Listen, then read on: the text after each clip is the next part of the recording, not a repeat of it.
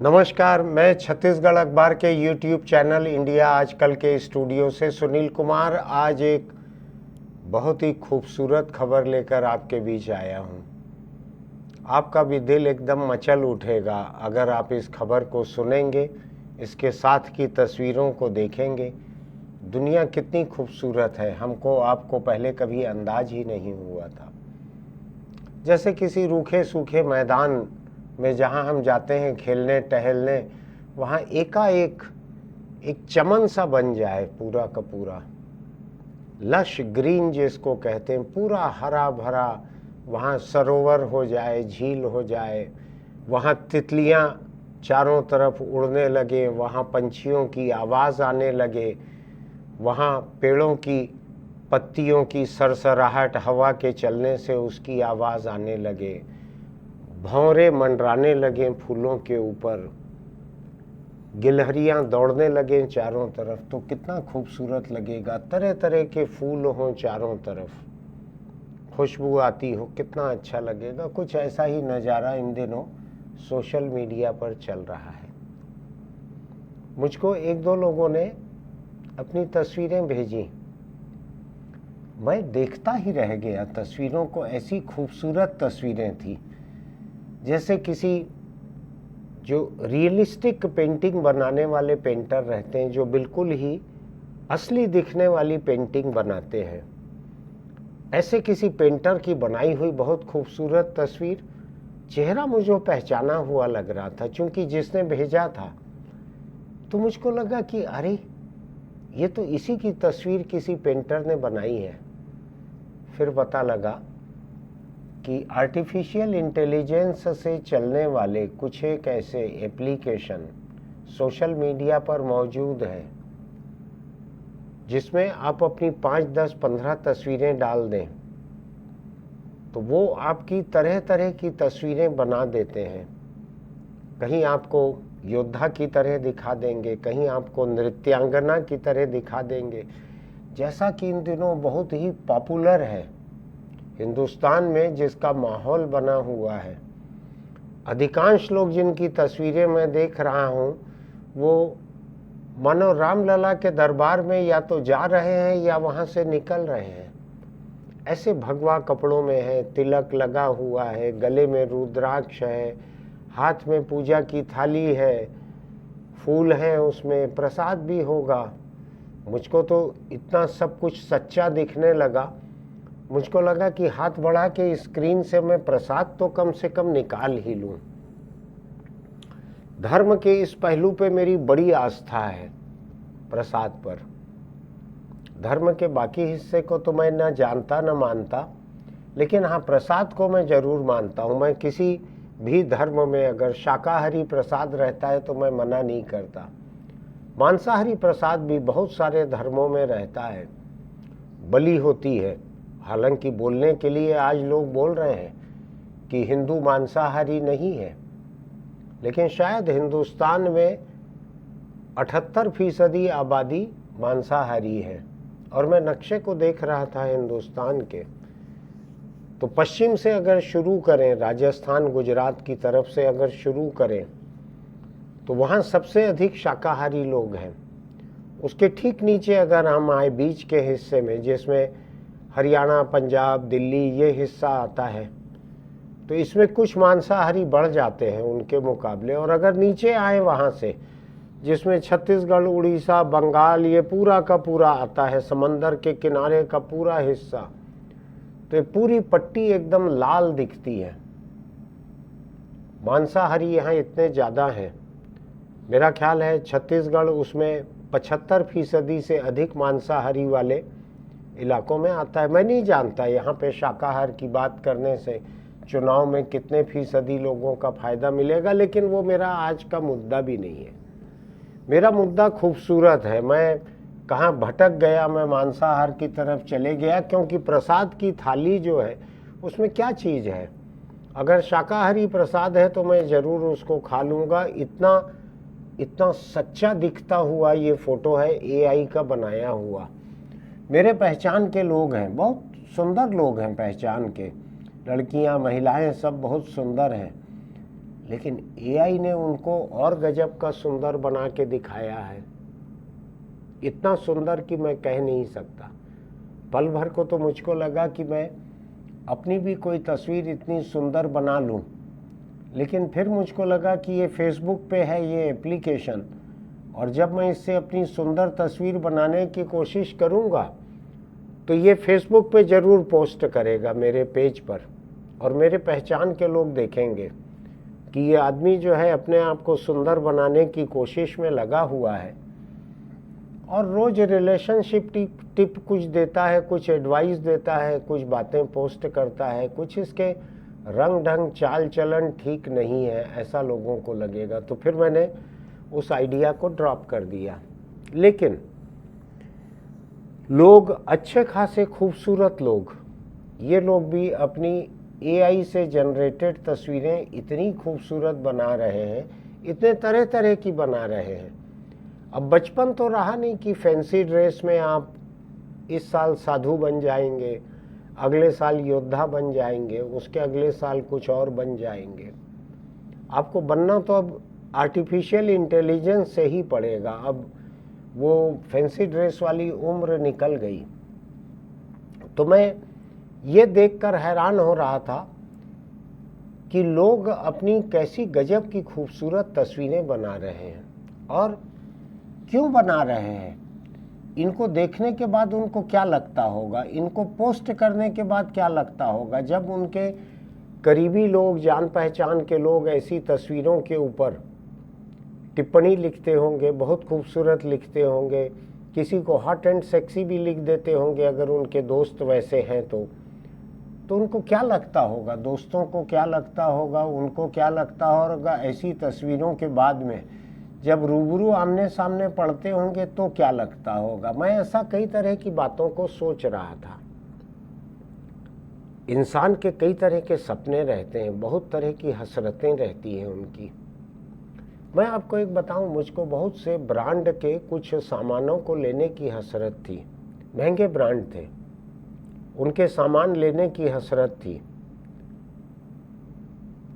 उनका दाम पूछा मैंने तो मेरी साल 2 साल की तनख्वाह उसमें निकल जाए, ऐसा एक फाउंटेन पेन था।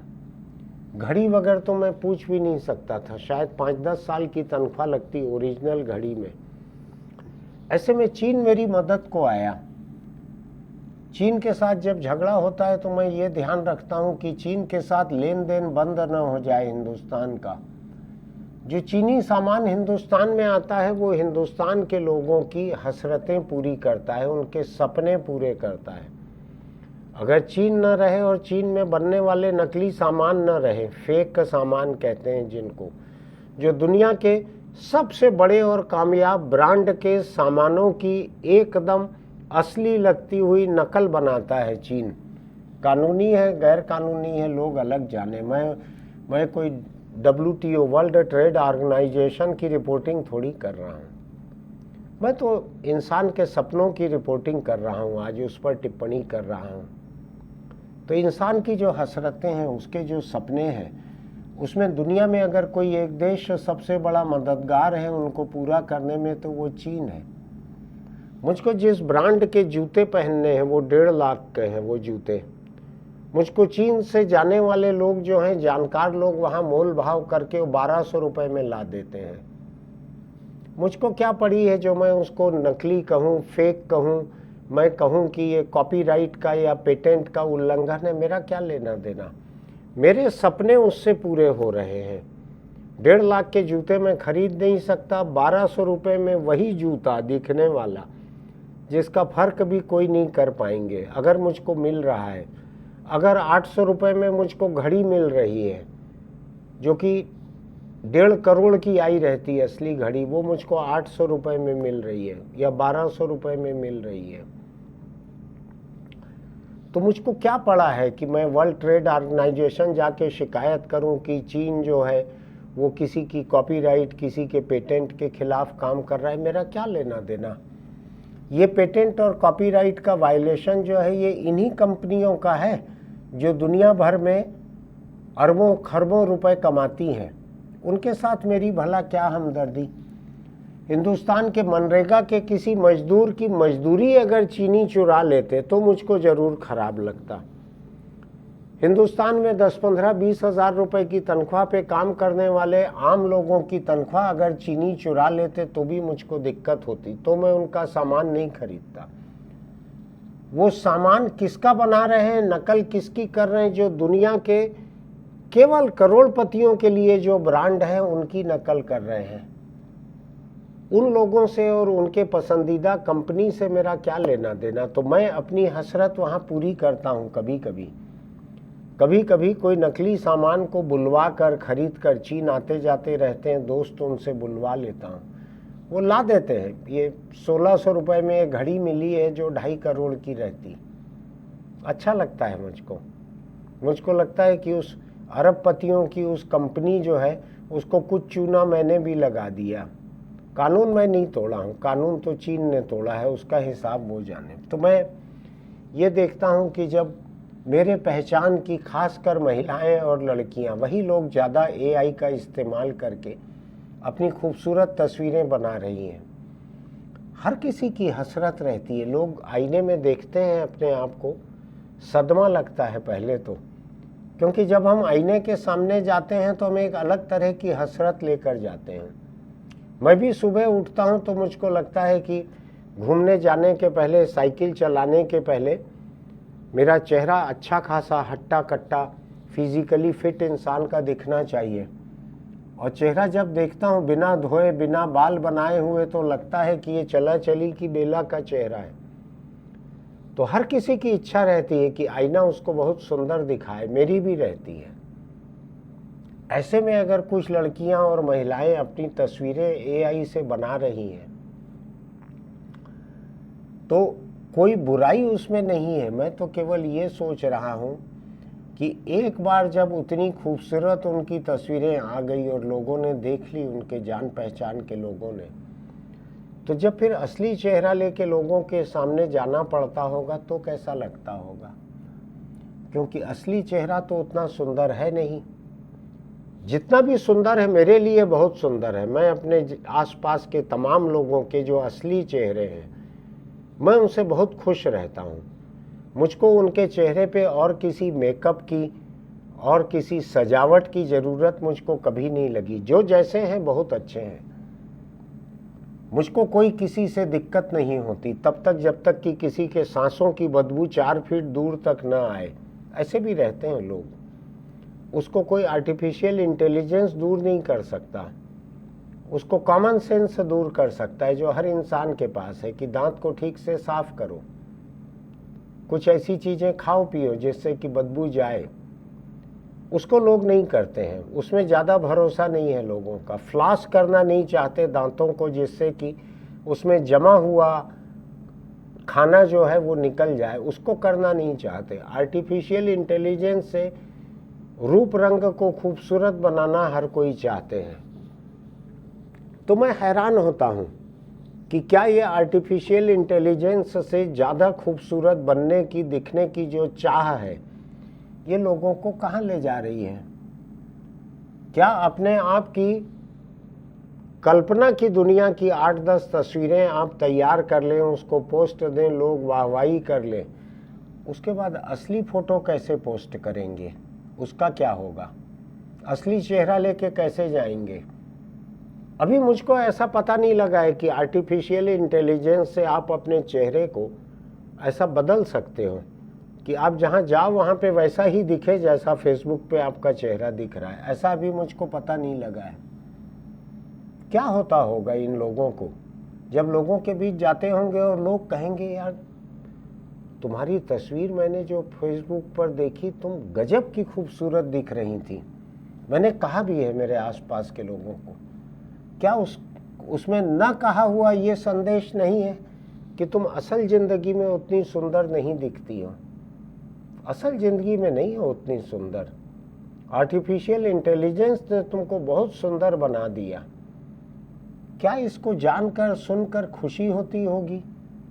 कुछ पल के लिए तो आर्टिफिशियल इंटेलिजेंस खुश कर देता होगा जब वो तस्वीरें देखता, रखता है सामने आपके, पोस्ट कर देता है आपके पेज पर।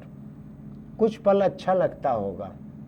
बाद में जब असल ज़िंदगी में लोग बोलेंगे, अरे तुम्हारी तो फ़ोटो गजब की खूबसूरत दिख रही थी फेसबुक पर, एआई ने तो कमाल ही कर दिया था। इसका मतलब ये है कि आपको सुंदर दिखाने में एक कमाल की ज़रूरत पड़ती है।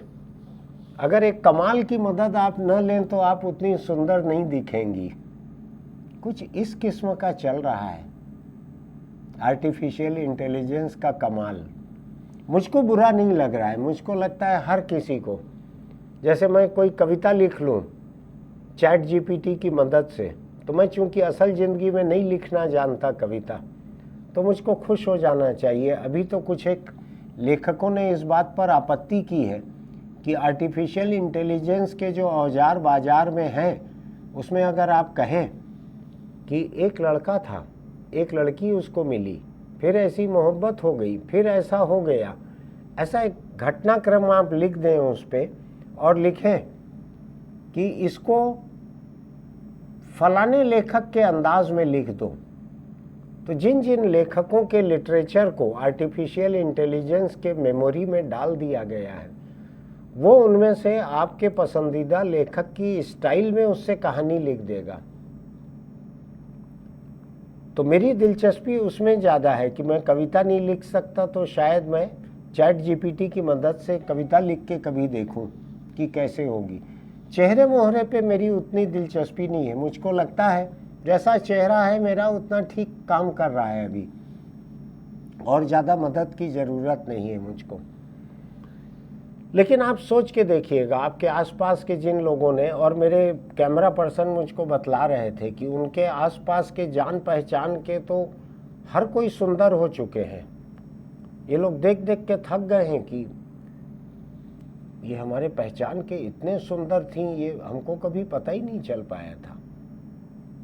लोगों को अनायास दिख रहा है, अरे ये इतनी सुंदर है मेरे पहचान की लड़की। फिर मैंने कुछ लोगों को, कुछ एक लड़कियों को, महिलाओं को, जिन्होंने अपनी तस्वीरें, एआई जनरेटेड तस्वीरें मुझको भेजी, खूबसूरत बनी हुई तस्वीरें, उनको मैंने लिख के भेजा, आप बिना एआई के भी बहुत सुंदर हैं। एआई कोई खास इजाफा नहीं कर पाया आपकी खूबसूरती में। एक दो महिलाओं ने ऐसा, उनको लगा कि शायद मैं लाइन मार रहा हूं ऐसा लिखकर, तो मैंने कहा नहीं, आप जैसी दिखती हैं वैसी मुझको बहुत अच्छी लगती हैं। आपके मुझको अच्छा लगने के लिए एआई की मदद की ज़रूरत नहीं, मैं बिना एआई भी आपको पसंद करता हूं, आप अच्छी लगती हैं मुझको। तब जाके उनको थोड़ी राहत हुई कि मैं खिल्ली नहीं उड़ा रहा हूं। लेकिन मैं आपको बतलाता हूं, मैं ज़रा भी इसके खिलाफ नहीं हूं इस औजार के। ये एआई आने के पहले भी एक ऐसा टूल आया था जो आपके गुजर चुके जो पुरखे हैं उनकी तस्वीर आप उसमें डाल दीजिए, और वो शायद 30 सेकंड का या कितनी देर का एक वीडियो क्लिप उसका बना देता था, जिसमें वो बोलते हुए दिखते थे, बोलते हुए, केवल एक स्टिल फोटो से। एक स्टिल फोटो से आपके पुरखों को ऐसा बना देता था वो औजार, और 2-3 साल पहले की बात है, तब एआई का इस्तेमाल नहीं हुआ था, कि जिसमें वो बोलते हुए दिखते हैं। तो मैंने देखा था, मेरी गुजर चुकी माँ की तस्वीर डाल के मैंने बना के देखा था, लेकिन मुझको अच्छा नहीं लगा था। उसमें बड़ा बड़ा क्रूर तरीके से होंठ चल रहे थे, मशीनी थे वो। तो मेरी माँ की जो यादें मेरे मन में हैं उसको ठीक नहीं लगा वो, तो मैंने हटा दिया था उसको। ये आर्टिफिशियल इंटेलिजेंस का जो औजार अभी आया है, इसके पहले की भी बात बतला रहा हूँ आपको, इसके बाद तो और बढ़ गया होगा। ऐसे ऐसे एप्लीकेशन मौजूद थे जो मेरी तस्वीर को देखकर आज की तस्वीर में डालूं और लिखूं कि 20 साल बाद मैं कैसे दिखूंगा, तो दिखाने लगता था 20 साल बाद कैसे दिखूंगा। मैंने अपनी तस्वीर डाली और जो आया सामने उसको देख के मैं डर गया कि क्या ये डेड बॉडी की फ़ोटो है मेरे। 20 साल बाद, 25 साल बाद ऐसा दिखूंगा, चेहरा कैसा दिख रहा है मेरा, दांत पूरे गायब हो गए हैं, मुंह पोपला हो गया है, चल बसा हूँ इस तरह का दिख रहा है। ऐसा भी होता था। कुछ एक ऐसे भी एप्लीकेशन थे जो मुझको 20 साल कम उम्र का दिखाते थे, छोकरे जैसा। उस फोटो को देख के मुझको लगा कि हाँ, दिल मेरा अभी जितना जवान है, ये चेहरा उसके साथ ठीक बैठ रहा है। 20-25 साल अपनी उम्र से कम उम्र का दिल है और उसी तरह का चेहरा भी दिख रहा है। 20-25 साल पहले वाला तो मुझको ठीक लगा था। दूसरी बात मैं बतलाता हूँ आपको कि कुछ एक ऐसे स्टूडियो हुआ करते थे जो शादी में भेजने के लिए लड़की की फ़ोटो खींचते थे और अपने आप के बारे में बाज़ार में चर्चा फैला देते थे कि लड़की की फ़ोटो फलाने फलाने स्टूडियो से खींची हुई नहीं होनी चाहिए, ऐसा शर्त रखते हैं लड़के के घर वाले, क्योंकि वो स्टूडियो जो है वो तो हर लड़की को खूबसूरत दिखा देता है। ये एआई के पहले की तकनीकें थी, लेकिन अब एआई ने इनको कई गुना बढ़ा दिया है, इनको आसमान पर पहुंचा दिया है। तो अब आप ऐसे कई वीडियो बना सकते हैं जो किसी एक स्टिल फोटो से आप बनाएं जो आपके पुरखों के हों। और दिलचस्प बात बताता हूं मैं आपको, अगर आपके पुरखों की आवाज़ के कोई सैंपल आपके पास में है, थोड़ी सी रिकॉर्डिंग है, ऑडियो रिकॉर्डिंग, तो उससे आप उनकी आज की किसी बात को लेके, जैसे माता पिता या कोई आपके परिवार के 25 साल पहले गुजर गए हैं, नरेंद्र मोदी तब तो प्रधानमंत्री नहीं थे, लेकिन आज आप उनकी आवाज़ में एक भाषण बना सकते हैं जो नरेंद्र मोदी की तारीफ में हो या इनकी आलोचना में हो, ऐसा बना सकते हैं। आर्टिफिशियल इंटेलिजेंस की अपार संभावनाएं हैं, अपार आशंकाएं हैं। अभी दुनिया के कुछ देशों में जो जुर्म हुआ है, ये हुआ अमेरिका की एक सांसद, उन्होंने संसद में कहा कि उनको टेलीफोन पे उनकी बेटी की आवाज़ सुनाई गई कि उसका अपहरण कर लिया गया है। उनकी बेटी की आवाज़ में ये सुनाया गया कि उसका अपहरण कर लिया गया है, उसको छुड़ाएं। तो वो दहशत में नहीं आई, वो समझदार थी, उनको पता था कि कुछ ऐसी जालसाजी हो रही है आर्टिफिशियल इंटेलिजेंस से। बाद में उन्होंने पता लगाया तो बेटी उनकी सुरक्षित थी। ये बात उन्होंने संसद में बतलाई अमेरिका के। तो खैर, मैं बुरी बातों पे जाना नहीं चाहता, जुर्म में तो बहुत सारी तकनीक का इस्तेमाल होता है। मैं आज खूबसूरती की बात पे आना चाहता हूँ। मेरे जितने दोस्त हैं, मेरे जितने परिचित हैं, वो अगर अपनी तस्वीरों को एआई से खूबसूरत बनाना चाहते हैं, कभी मंदिर नहीं गए हैं लेकिन धर्मालू दिखना चाहते हैं, भगवे कपड़ों में दिखना चाहते हैं, या किसी और धर्म का कुछ होगा उसमें दिखना चाहते हैं, मुझको अच्छा लगता है। हर किसी को अपनी हसरत पूरी करनी चाहिए। एआई और चीन मुझको सौतेले भाई लगते हैं, सौतेले या सगे या मौसेरे भाई जो भी कहें, दोनों ही हसरतें पूरी करते हैं। चीन में नकली सामान बनाने वाले हसरतें पूरी करते हैं, एआई जो है नकली खूबसूरती देकर आपकी हसरतें पूरी करते हैं। कितनी मज़े की बात है। एआई का ज़्यादा विकास पश्चिम के देशों में हुआ और ज़्यादा हसरत पूरी करने वाले सामान चीन में बने। दोनों का योगदान है हमारी ज़िंदगी में। सोच के देखिएगा, क्या आप ऐसी तस्वीर अपनी बनाना चाहेंगे? क्या ऐसी तस्वीर लोगों को दिखाने के बाद आप असली सूरत लेके जब लोगों के पास जाएंगे तो क्या आपके मन में कोई हीन भावना आएगी? सोच के देखिएगा, आपको कैसा लगेगा। मैं हीन भावना पैदा करना नहीं चाहता हूँ। मैं जब तक किसी को नुकसान ना पहुँचाए, मैं टेक्नोलॉजी के पक्ष में रहता हूँ। सोच के देखिएगा कि क्या आप अपनी ऐसी तस्वीरें बनाना चाहेंगे, और लोग जब आपको उस कल्पना लोक में देख लेंगे, स्वर्ग की अप्सरा की तरह देख लेंगे, तो उसके बाद फिर अपनी असली सूरत लेकर आप जाना चाहेंगे लोगों के पास कि थोड़ी दिक्कत होगी। सोच के देखिएगा। मैं आपका हौसला पस्त करना नहीं चाहता हूँ। आपको बनाना है तो ज़रूर बनाइए, मज़ा लीजिए। टेक्नोलॉजी मज़ा लेने के लिए है।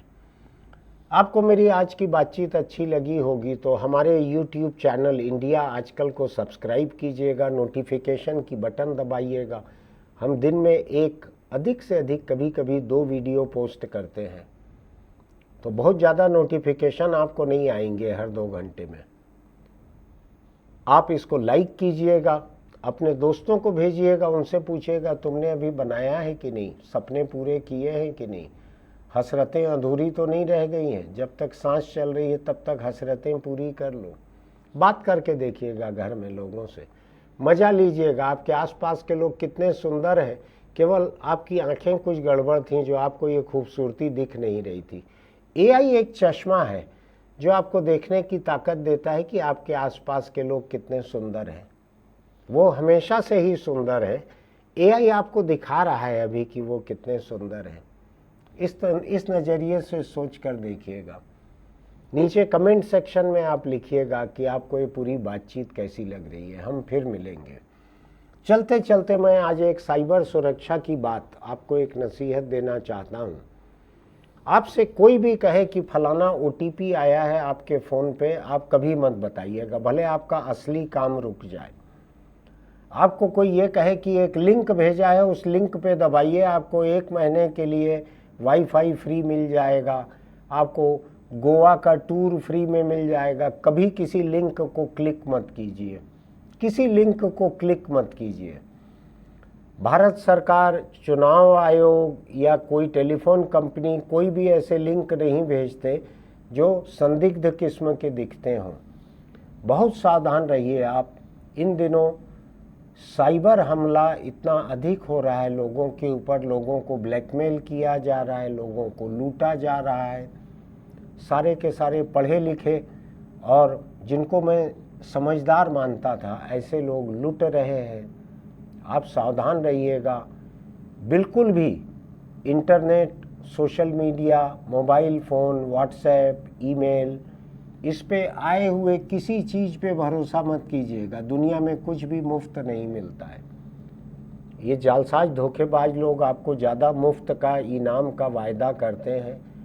बिल्कुल सावधान रहिएगा। लोगों की ज़िंदगी भर की कमाई खाली हो जा रही है, और अगर आपने उनके झांसे में आके अपने कुछ वीडियो को ऑन कर दिया और उनकी फरमाइश पे अपने कपड़े उतार दिए, तो मान के चलिए कि असल ज़िंदगी में आपके कपड़े ही उतर जाएंगे। इतना निचोड़ लेंगे ब्लैकमेलर आपको।